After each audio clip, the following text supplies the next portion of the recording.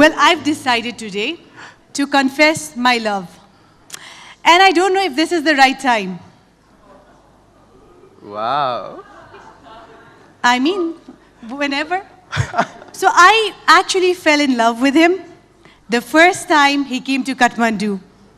He smiles and listens, cares and coaches. He makes you feel happy and want to sing and dance. Oh, you must be talking about my dance teacher then. No, he's not your dance teacher. He is the one and only Dr. Van Walbeek, also known as Dr. Mice.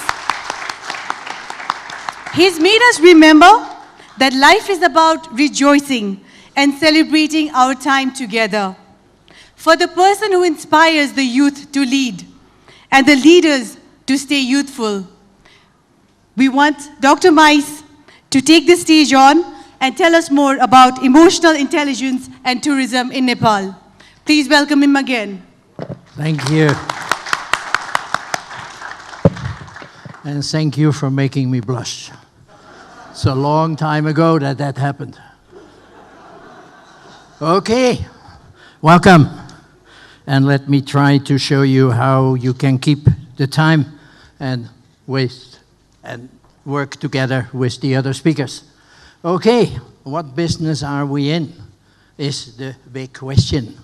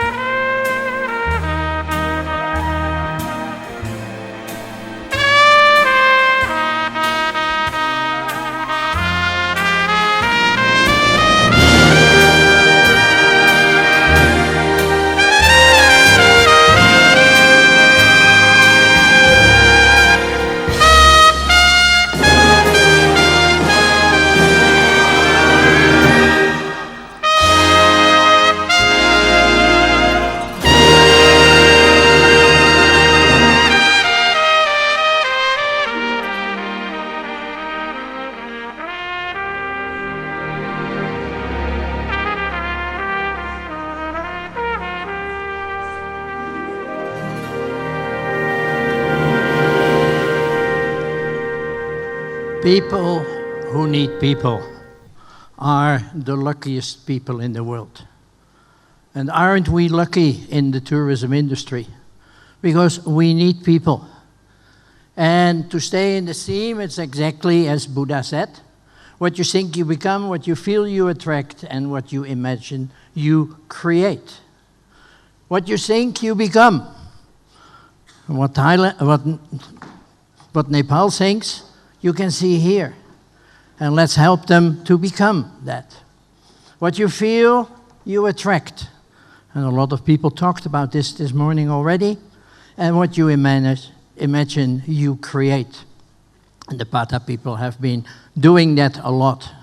So, I would like to give you, I had hoped to serve you that before luncheon, but after luncheon okay also, a baker's dozen of decisions or suggestions that needed to be done now to sustain Visit Nepal year, so that it becomes a success and it doesn't fly up out of the world.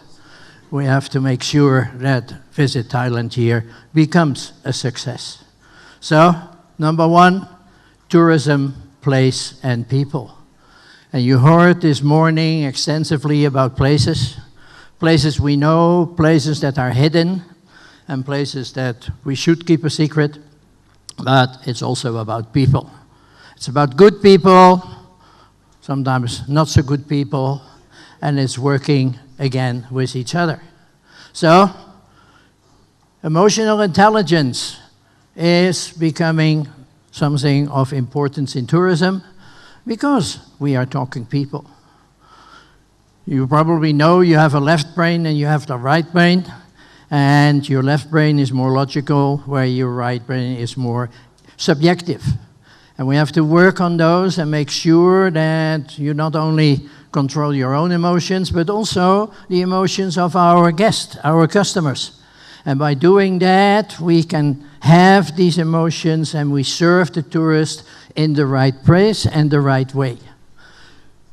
That can have some disadvantages, but mainly advantages, and high performers say that emotions are important. And as you could see this morning, yes, emotions are important. Number 3 is the need for emotional intelligence in Nepal's tourism.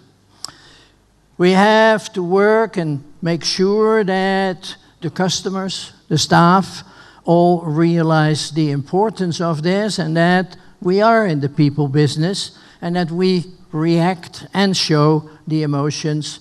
And as it was said already a couple of times, we need to meet the people and get connected with the people in a much better way. Social skills, self-regulation, and all these things.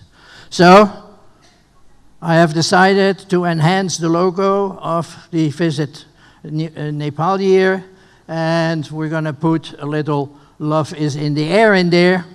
And the CEO has promised me that at the last evening he will sing this song. Love is in the air, everywhere I look around. Love is in the air, every sight and every sound. And I don't know if I'm being fooled.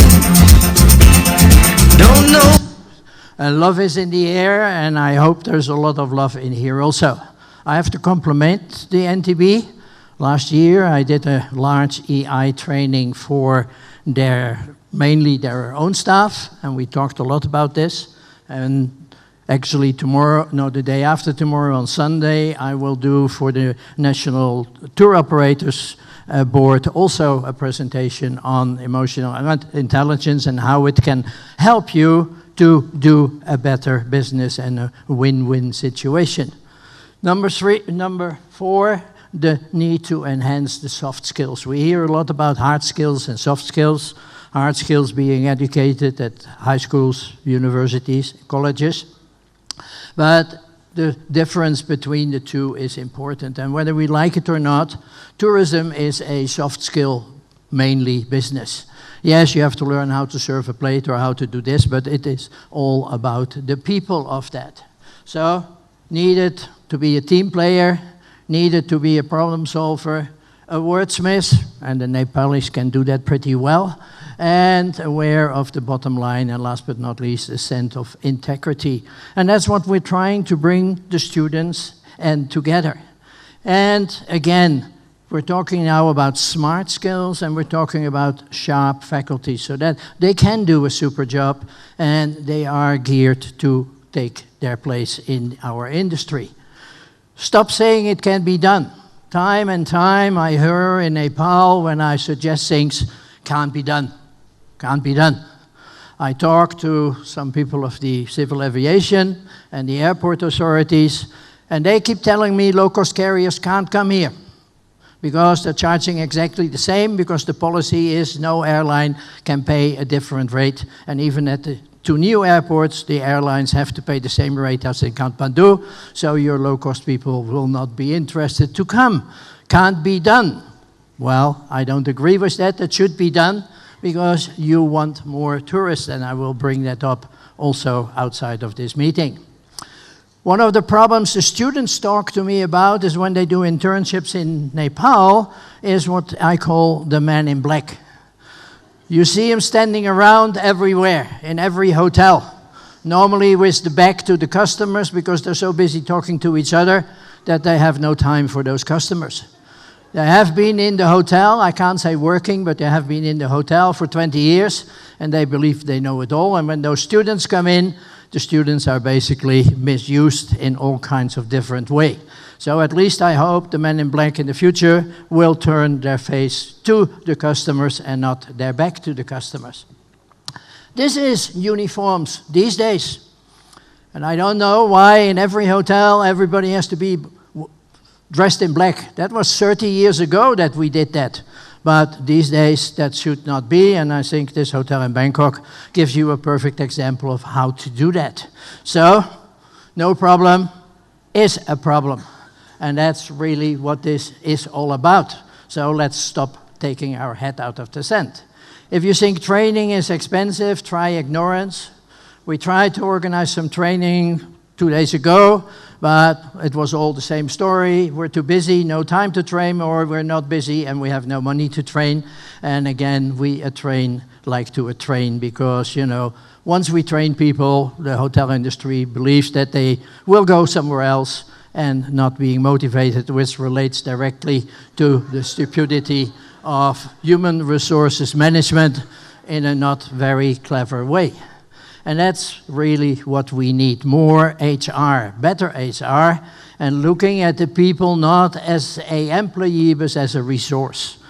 Looking at the guides, looking at everybody as a resource, and develop that accordingly, and do human resource management the way it should be done, with the aim of long-term employment, not from hire, fire, and things like that. So, people business is general week, and we will have to make sure we do a better job in the future to stay competitive that way.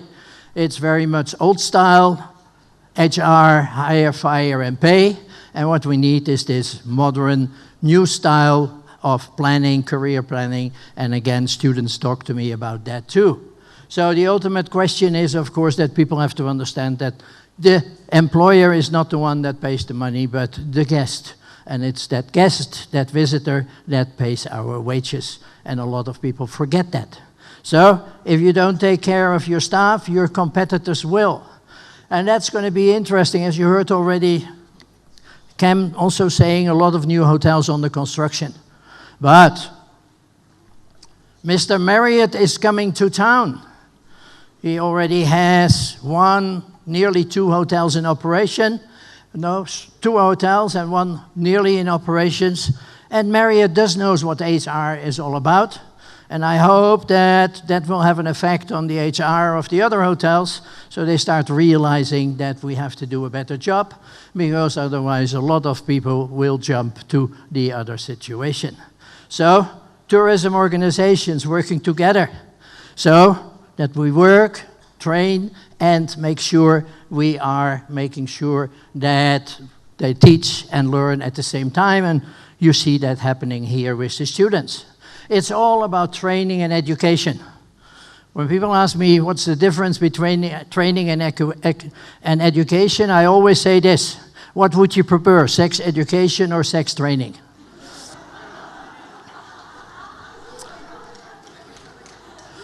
So, up to you to discuss that. Come and see me with a beer later on this evening. Okay, I'm proud to say that PATA is doing this. Not the sex education, but is taking care of the students very well, and their 1,100 strong student chapter is something to be jealous about. They get awards on a regular basis on developing, and both the previous chairman and this chairman is pushing the youth very much. So, number 11, adapting education and working together is really what this is all about. But the Z generation is a totally new one, and we have to start not only learning about critical thinking and self-management, we also have to start teaching those things. And sadly, we have a lot of teachers that are still living in the past more than in the future. Number 12, the myth of students going overseas to college. I did a survey of the students that are around here, which I trained on Sunday the whole day, and I asked them, where would you want to go after your college? And although every hotelier always tells me they all want to go abroad, they told me a completely different story. They want to stay here. They want to be here.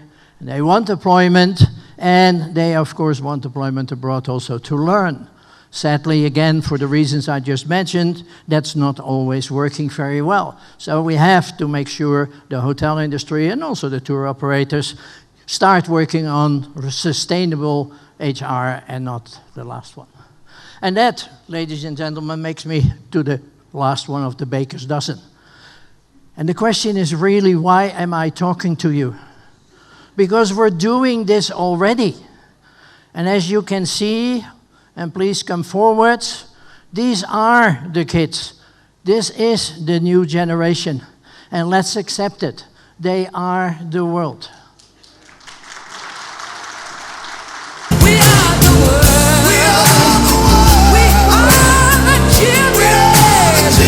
We are the ones who make a better day. So let's start giving. So let's start giving. There's a choice to make. Ever saving our lives. It's true, we'll make a better day. You and me. We are the world. We are the children. Our children. We are the ones who make a better day. So let's start giving. So let's start giving.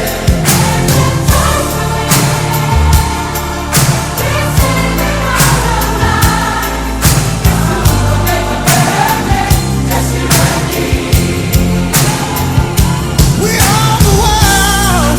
We are the world. We are the children. Yes, sir. We are the ones that make a better day. So let's start giving. There's a choice we're making. We're saving our own lives. It's true, we make a better day. Just you and me. Let's go. We are the children. Our children. We are the ones who make a better day. So let's start giving. All right, did you hear what I said? So my whole talk of 15 minutes is useless because they are doing it already. And this is the future. And this is what Nepal has to offer from an emotional intelligence point of view. Thank you very much for being, and thank you very much for recognizing those kids. In my eyes, they are kids, for doing what they're doing. And again, my congratulations for PATA chapter to doing such a great job. Okay, thank you very much.